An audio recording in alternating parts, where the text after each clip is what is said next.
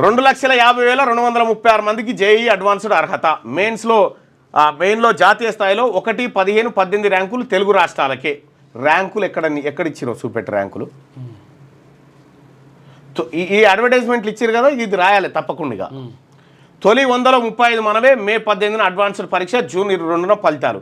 ఇక్కడ ఏం చేస్తారంటే ఆ వార్తలకు బలం చేకూర్చేటట్టు ఇదేది కటసి వార్త అన్నట్టు. ఇగో భాష్యంలో వీళ్ళకు ఈయనది నెంబర్ 1, ఈయనది నెంబర్ 1 భాష్యమైనది. ఇక ఇంటర్ ఫలితాలు 22న ఇంటర్మీడియట్ ప్రథమ ద్వితీయ సంవత్సర పరీక్షల ఫలితాలు మంగళవారం వెల్లడి కానున్నాయి. ఆ రోజు ఇంటర్ బోర్డు కార్యాలయంలో మధ్యాహ్నం 12 గంటలకు. ఇప్పటిదాకా మీకు ఇంజనీరింగ్ కాలేజీల లిస్టు చదివిన కదా, ఈడో కుట్ర చూడ్రి. 6,000 కోట్లు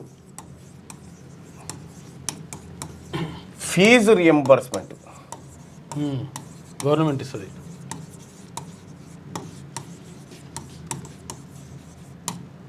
బకాయిలు ఉన్నాయి. ఫీజు రియంబర్స్మెంట్ అంటే ఎవరికి కట్టాలి? ప్రభుత్వం అంటే ప్రజలు. మనం కట్టేటువంటి ప్రజల పన్నుల పైసలు ఎవరికి ఇస్తున్నారు?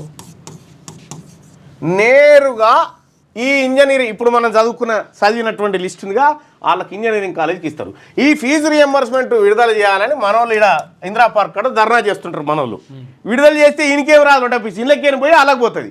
ఈ ఫీజు రియంబర్స్మెంట్ పథకం ఉద్దేశం ఏంటంటే నేరుగా ప్రభుత్వ ఖజానాలోంచి ఈ రెడ్ల కాలేజీల్లోకి ఫండ్స్ ట్రాన్స్ఫర్ చేసే కార్యక్రమం.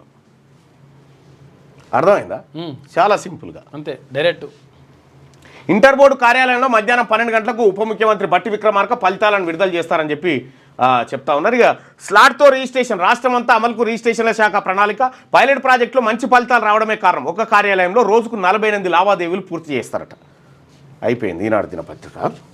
లేటెస్ట్ న్యూస్ తెలుగు మరియు ఇంగ్లీష్ అప్డేట్స్ కోసం ఇప్పుడే క్యూన్యూస్ అఫీషియల్ యాప్ని ప్లేస్టోర్ నుండి డౌన్లోడ్ చేసుకోండి. సరికొత్త సమాచారాల కోసం క్యూన్యూస్ వెబ్సైట్ని ఫాలో అవ్వండి. ఛానల్లో ప్రాంతీయ, జాతీయ, అంతర్జాతీయ వార్తలు వీక్షించండి.